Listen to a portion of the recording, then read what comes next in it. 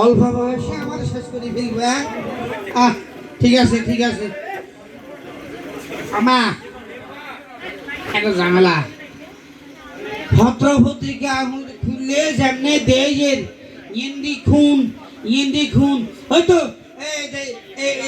কাইলানা হরুগা হেনি বাজারে শ্বশুরিতে এক বেড়ি আরে বিদেশি এলার বৌগা এই যে কামের বেড়ারে দিছে একটা কিছু মারিতে খাদা এতে কম যাইছে আজ হাতে দড়িয়ে লাগছে। সাবধান আমরা যারা বিদেশি এলার বৌরা আছেন সাবধান হয়ে যান।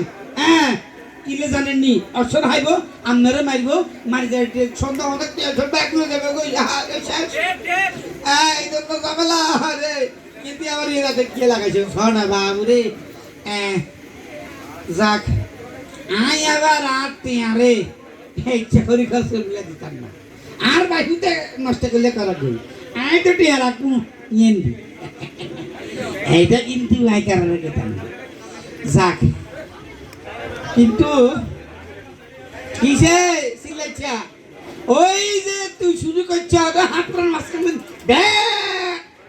আই বুঝি গেছি কিয়া খালু কিয়া খালাম মাত্র ফেটিয়া দিবেন লাই কিয়া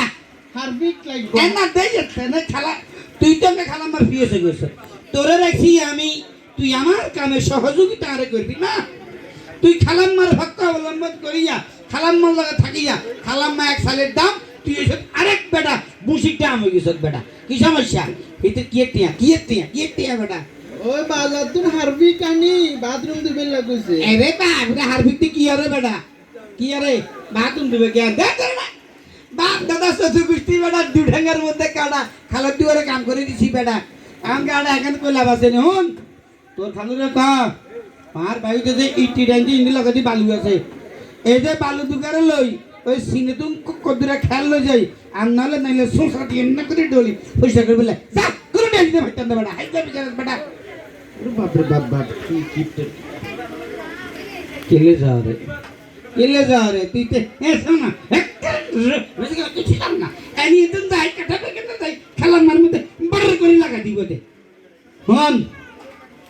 ওই তোর খালাম মারে গো যার হাঞ্জের ভগড়িতে কটিয়া লাগবে 10 টাকা দিলে হইব 10 টাকা দিয়ে হারবি খাইব কেন নিলে 120 টাকা আছে আর ধর 10 টাকা ধর ল এগুন দিয়ে আল্লাহ বলি দুগা হিতল হুনি আনবি কোগা আনবি দুগা হিতল হুনি দোকানদার হাতে দিতে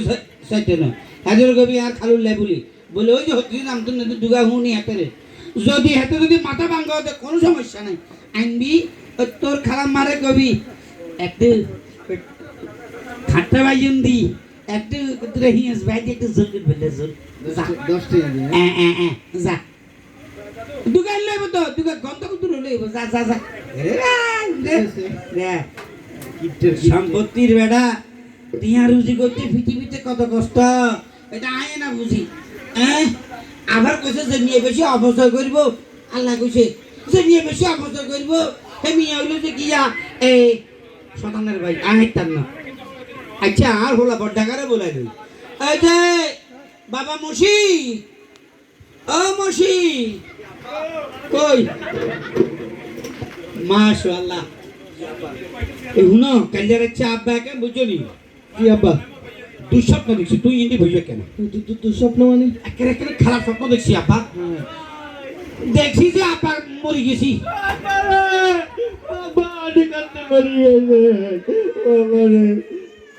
বুঝলেন না তুই তো ব্যাক করিস করলে আপনি বল মরে গেছেন না আরে বেটা তুই কি করে লাগাইছে আই বেটা স্বপ্ন দেখছি আই মরে গেছি আচ্ছা স্বপ্নে নেই আব্বা যদি মরে যাই তাহলে আব্বারে বিশাল সম্পত্তি কে কোন উঠো জানো জি আব্বা তুইটা কি করবা বলো তো আব্বা কিতাম আমনে তো জন্মের কিতা এই না আব্বা পুরো বেগে কবিলা দেন না এক শুনেন ওই যে আমনে তো এই যে ওই আমনে আর ফুফু আছে না আর ফুফু তো যে হক খায় না তারা মরে গেছে গঙ্গা ও হক একটু মিটে দিন রে তোর ফুফুর হক দিবে তুই কর